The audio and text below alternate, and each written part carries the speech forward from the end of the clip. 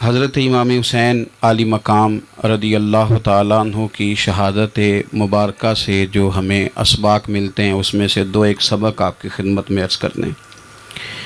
پہلے تو یہ یاد رکھ لیں کہ اللہ تعالیٰ نے اپنے محبوب کریم علیہ السلام کی زبان سے ہمیں یہ پیغام دیا ہے کہ تم مجھے یہ کہو کہ اے اللہ، ہماری نماز، ہماری قربانیاں، ہمارا جینا اور ہمارا مرنا یہ سب اس رب کے لیے ہے جو تمام جہانوں کو پالنے والا ہے۔ قل ان صلاتی و نسکی و محیای و مماتی للہ رب العالمین۔ آپ فرما دیجئے بے شک میری نماز، میری قربانیاں، میرا دنیا میں رہنا، پردہ کرنا سب اس رب کے لیے جو تمام جہانوں کا پالنے والا ہے۔ سب سے پہلے تو اپنی زندگی کے اندر 24 گھنٹوں میں سے اچھے طریقے سے سوچ کر، سمجھ کر، فکر کر کر غور کریں کہ ہمارے پاس 24 گھنٹوں میں سے کتنا وقت ہے جو ہم نے صرف اس لیے صرف کیا ہے کہ ہمارا دین کچھ تھوڑا سا آگے بڑھ جائے اور دین کے لیے ہم کچھ اپنے آپ کو پیش کر سکیں۔ اپنے وقت کا تعین کریں، اس کے بعد پھر اپنا جتنا مال اللہ نے دیا ہے اس مال میں سے آپ دیکھیں کہ ہم کیا اس میں سے اتنا کچھ نکال رہے ہیں جو تھوڑا بہت ہمارے مذہب کے لیے، دین کے مشن کے لیے کام آ جائے۔ کچھ نہ کچھ آپ باعث بنے دین پھیلانے کا۔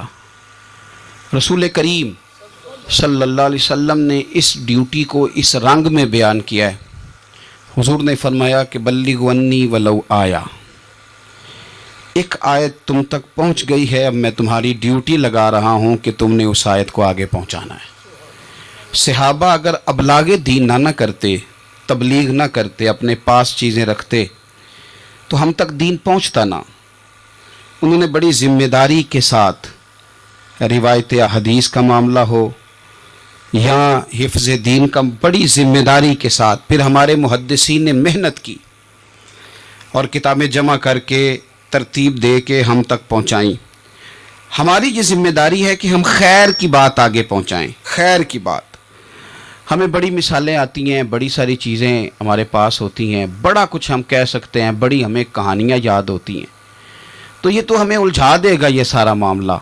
کیا یہ اچھا ہو کہ ہم جمعے والے دن اپنے خطیب صاحب سے جو حدیث سنتے ہیں اسے اچھے طریقے سے ذہن میں بٹھائیں اور پھر پورا ہفتہ گھر کے اندر، بازار کے اندر، گلی کے اندر، دوستوں میں، بچوں میں جب بھی بیٹھیں تو اپنی بات مدینے والے رسول کی بات سے شروع کریں، اور آپ کو ذائقہ اتنا ملے گا کہ کسی نے حضرت ابو ہریرہ رضی اللہ تعالیٰ عنہ سے پوچھا تھا کہ آپ کو کیا شہد لگا ہوا ہے کہ ہر وقت لوگ آپ کے گرد بیٹھے رہتے ہیں، ہر وقت مجمع ہی رہتا ہے؟ کچھ لوگ ہوتے ہیں نا جی، وہ بیٹھ جائیں تو محفل ہو جاتی ہے، چلنے لگیں تو جلوس ہو جاتا ہے۔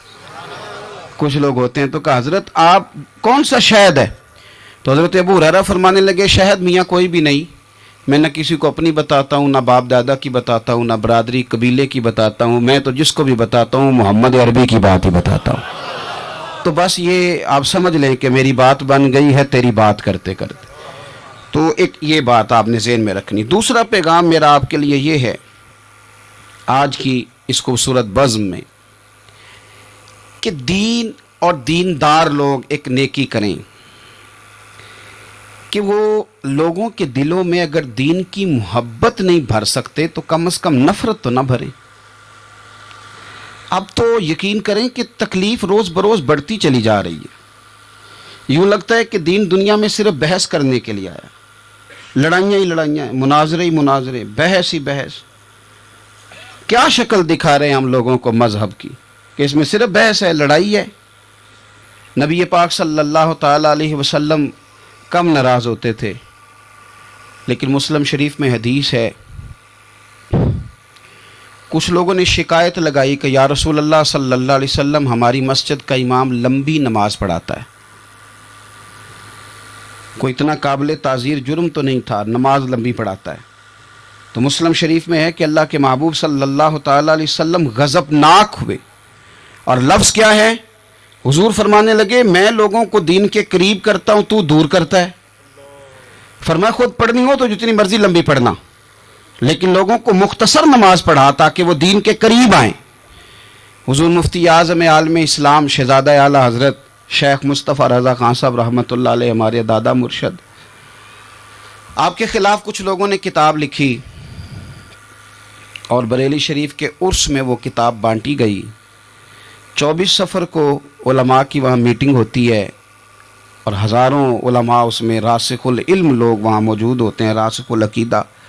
हुज़ूर मुफ्ती आज़म ने वो किताब सामने रखी और किताब सामने रख के उलमा से कहा कि ये शरई एतराज़ है मुझ पर और ये उसका जवाब है, ये शरई एतराज़ है, ये उसका जवाब है, ये शरई एतराज़ है, ये उसका जवाब। जो शरई एतराज़ थे उनके जवाबात दे दिए। फरमाया कुछ इन्होंने ना इखलाकी एतराज़ात किए हैं तो मैं किसी की ज़ात पर उतर कर बात नहीं करना चाहता। कुछ इन्होंने ज़ाती एतराज़ात किए हैं और जो मुहज़्ज़ब कौमें होती हैं वो किसी शख्स की शख्सियत पर उतर कर, नीचे उतर कर बात नहीं करती। तो ये शरई एतराज़ात थे, ये जवाब है। तो उलमा ने पूछा कि हज़रत ये किताब कब छपेगी?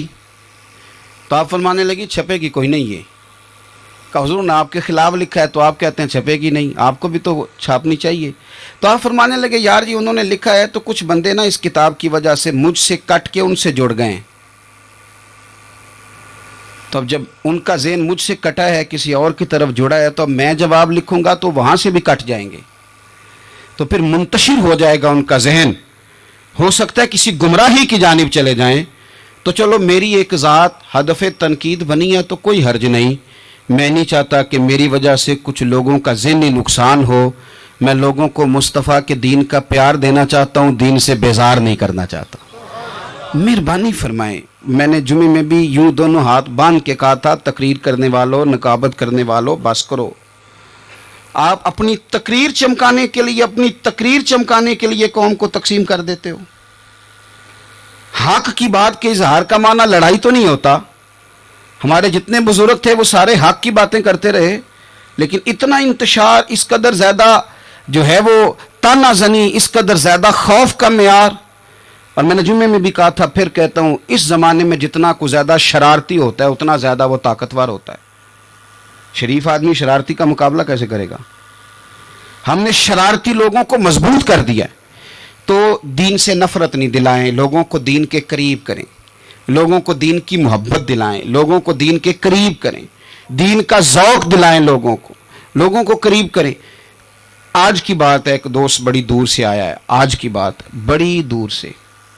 उसने मुझसे आके कहा कि हज़रत साहब अब तो मेरी हालत ये है कि मैं गुनाह कर कर के तंग आ गया हूँ। मेरे इर्द गिर्द गुनाह के मौके रहते हैं, मैं तंग आ गया हूँ। लेकिन मैं एक मुंतशिर आदमी हूँ, मुझे हर वक़्त का वसवसा, हर वक़्त की परेशानी, हर वक़्त की मुसीबत। वो कहता है मैं जिस आलिम के, दरवेश के, सूफ़ी के, मौलवी के करीब जाने लगता हूँ उसके ख़िलाफ़ मुझे कोई ना कुछ है मिल जाती है। तो दीन सच्चा है, खरा है, तो क्या ऐसा नहीं हो सकता कि दीन पे अमल करने वाला भी को खरा मिल जाए? मैं जिधर जाता हूँ मुझे कोई ना कोई उस बंदे के ख़िलाफ़ कहानी मिल जाती है। तो याद रखें, जब लोग दीनदारों से नफ़रत करते हैं तो फिर दीन से नफ़रत करने लगते हैं।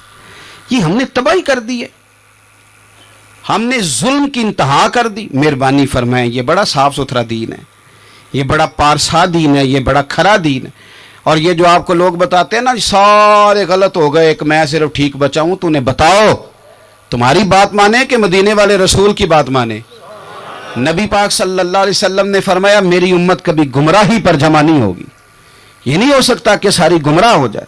तो इसलिए इंतशार का मिजाज छोड़ें और लोगों को मीठा, ठंडा, प्यारा, खूबसूरत दीन लोगों तक पहुँचाएँ।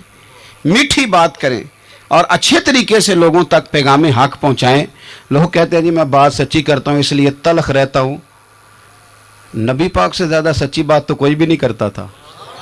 हुजूर बात भी सच्ची करते थे और लहजा भी शहद से ज़्यादा मीठा होता था। तो ये कौन सी कहानी सुना रहे हो? नहीं कि मैं कड़वा इसलिए हूँ कि मैं सच बोलता हूँ। सच कड़वा नहीं होता, सच तो शानदार होता है, सच तो सोना होता है, सच का तो चेहरा निखरा हुआ होता है। सच कहाँ कड़वा होता है? कड़वा कुसैला तो तू है, इसलिए तूने सारी तबाही उतार दी। तीसरी बात, आज की इस गुफ्तगू में तीसरा पैगाम इमाम अली मकाम की शहादत के लिहाज से ये सुने कि ज़रूरी नहीं कि जो बात आप कर रहे हों सारे लोग उससे एग्री भी करें, ये भी ज़रूरी। तो सबको मनवाने का मिजाज भी छोड़ दें, ये भी इमाम हुसैन का पैगाम है। उस वक़्त तो ढेर सारे लोग यजीद की तरफ चले गए थे, اور امام علی مقام میدان میں نکلے اور معمولی آدمی نہیں، نواس رسول، جگر گوش ہے بطول. یہ جو کربلا کی ریت پہ خون بہا ہے، یہ آپ کو پتہ ہے خون کس کا ہے؟ یہ رسول کریم کا خون ہے. یہ نبی کریم کا خون بہا ہے. اللہ کرے آپ کو سمجھ آئے. نبی پاک کا خون بہ گیا، لیکن 4.5 سال حکومت پھر بھی یزید کر گیا. آپ کو کس بات کی جلدی ہے کہ سارے لوگ مان جائیں اور سارے ہمارے پیچھے لگ جائیں اور سارے جو میں کہہ رہا ہوں اس کے پیچھے لگ جائیں؟ یہ آپ کو جلدی کیوں ہے؟ مجھے جلدی کیوں ہے؟ بھئی وہ 4.5 سال پھر بھی نکال گیا. حضرت یوسف علیہ السلام پر جناب زلیخا نے الزام لگایا تھا. حضرت یوسف سچے تھے، پر پورے مصر میں اس نے بات بھی پھیلا دی. 12 سال جیل میں بھی رہے تھے تو سچے نا، لیکن اس سچ کو نکھرتے 12 سال لگ گئے. لیکن رب کریم نے فرمایا یوسف سچے ہو، پر 12 سال پھر بھی جیل میں رہنا پڑے گا. سچے بھی ہو، کھرے بھی ہو، پر 12 سال جیل میں رہے. پر عرش کے مالک نے فرمایا پہلے آپ مصر کے قیدی تھے، اب آپ کا سچ نکھر گیا ہے تو مصر کا حکمران بنا دیا جائے گا. چوتھی بات یہ سنیں اور اچھے طریقے سے. ہمارے ہاں نا ہماری محفل رہ گئی ہے، تنہائی ختم ہو گئی ہے. تھوڑا تنہائی میں رہنا بھی شروع کریں. تنہائی میں کس طرح رہنا ہے؟ مصلی کے ساتھ، عبادت کے ساتھ، درد کے ساتھ، سوز کے ساتھ، یعنی ذوق کے ساتھ. کوئی نعت چلا لیں آپ، اور آپ ہوں، کلام ہو اور مدینے والے رسول کی یاد ہو. بے آباد نہ رکھیں، اپنے دل کو آباد رکھیں. یہ تھوڑی بہت مل کے عبادت ہے تو کر لیں، ورنہ اکیلے بھی ہم پلاننگ ہی کرتے رہتے ہیں، دوستوں میں بھی سازشی کرتے رہتے ہیں. دفع کریں، سیاستیں ہوتی رہتی ہیں، یہ کب جان چھوڑتی ہیں. لیکن کچھ نہ کچھ وقت مصلی کو ضرور دیں. 9-10 محرم کی درمیانی رات عمر بن سعد امام علی مقام کے خیمے میں آیا اور آ کے کہنے لگا حسین باتیں 2 ہی ہیں. اب یزید اور عبید اللہ ابن زیاد اور دیگر کوئی اور بات سننے کو تیار نہیں ہوتے. 2 ہی باتیں ہیں، یا آپ کو بیعت کرنی ہے یا جنگ کرنی ہے. تو امام علی مقام فرمانے لگے کہ مجھے 1 رات کی مہلت دے دو. 1 رات کی مہلت، سویرے بتاؤں گا کیا کرنا ہے. 9-10 کی درمیانی رات عمر بن سعد نے کہا ٹھیک ہے میں سویرے آ جاؤں گا. تو عمر بن سعد خیمے سے باہر نکلا تو حضرت عباس بن علی، حضرت عباس رضی اللہ تعالیٰ عنہ حاضر بارگاہ ہوئے تو امام علی مقام سے عرض کرنے لگے بھائی جان مجھے پتہ ہے سویرے آپ نے کیا فیصلہ کرنا ہے، اور آپ کو بھی پتہ ہے سویرے کیا فیصلہ کرنا ہے. تو یہ بد باطن قسم کے لوگ ہیں، یہ سوچیں گے پتہ نہیں حسین کمزور پڑ گیا. تو ابھی بتانا تھا کہ ہم نے بیعت نہیں کرنی. آپ نے رات مہلت کیوں مانگی؟ یہ پتہ نہیں رات کیا کیا بدگمانیاں سوچیں گے. فیصلہ تو سویرے بھی وہی ہونا ہے اور اب بھی وہی ہونا ہے کہ ہم یزید کی بیعت کرنے کو تیار نہیں ہیں. تو آپ یہ بھی بات کر دیتے. تو امام حسین فرمانے لگے عباس تیرا کیا خیال ہے؟ میں نے سوچنے کے لیے ٹائم لیا ہے. تیرا کیا خیال ہے کہ میں نے کوئی نئے راہ تلاش کرنی ہے؟ کوئی مجھے اور کسی فوج کے پہنچ جانے کی امید ہے؟ کہا نہیں، مجھے کچھ بھی نہیں کرنا، نہ کچھ سوچنا ہے. فیصلہ بھی وہی ہے جس کا تجھے پتہ ہے. لیکن بھائی یہ آخری رات بچی ہے، کل حسین دنیا سے جائے گا. آخری رات بچی ہے، دل کرتا ہے کہ آج کی رات نہ میں رج رج کے اپنے رب کو سجدے کروں، میں جی بھر کے اس کی عبادت کروں. یہ پیشانی اس کے حضور ناز جھکے. او یار حسین ابن علی تو ایک رات باقاعدہ بچائیں کہ میں نے اللہ کے حضور حاضری دینی ہے اور تو ساری راتیں ضائع کر دیتا ہے. تو تنہائی میں کچھ نہ کچھ عبادت کریں. میں اللہ کے حضور دعا کرتا ہوں کہ اللہ تعالیٰ میدان کربلا کی ہواؤں کا صدقہ، اللہ تعالیٰ حسین ابن علی کے خون کا صدقہ ہماری زندگی پردہ پوشی والی کرے اور موت ایمان والی کرے. اور اللہ تعالیٰ ہمیں ہر فتنے سے محفوظ رکھے اور ہماری اولادوں کو بھی حضور کی اولاد کا وفادار رکھے. آخر دعوانا الحمدللہ.